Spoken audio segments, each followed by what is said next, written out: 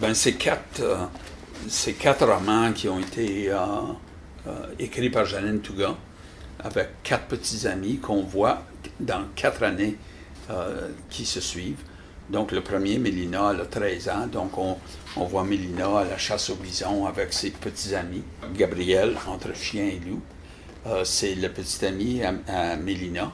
Et puis, mais lui, il a une autre aventure. Ensuite, on a Henri et Sylviane, aux couleurs du corbeau. On a appelé ça la collection Voyage, parce que dans chacun des romans, le jeune fait un voyage de quelque sorte, géographique, mais il fait aussi tout un voyage interne.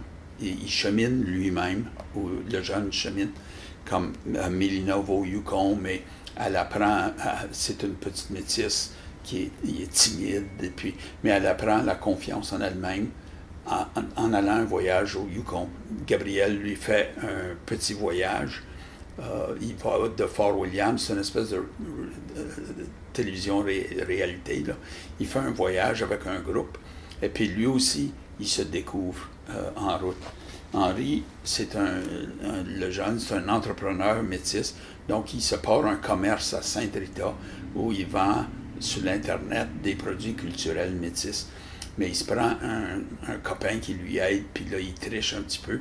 Puis, comme en affaires, l'honnêteté, c'est important. Donc, ils se font attraper, puis là, il faut qu'ils se rebâtissent à partir de là.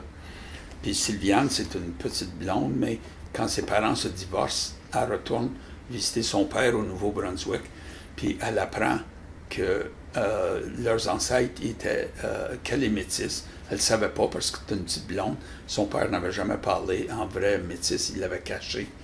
Et puis là, elle découvre des racines métisses. Puis son père avait été à l'école résidentielle, son oncle avait été à l'école résidentielle aussi. Et puis un a su quoi faire avec ça, puis se refaire, tandis que l'autre est détruit par ça. Puis ça fait que tu vois les deux comme ça. Puis là, finalement, elle est obligée de décider, est-ce que je continue à être une petite blonde ou est-ce que je me déclare métisse.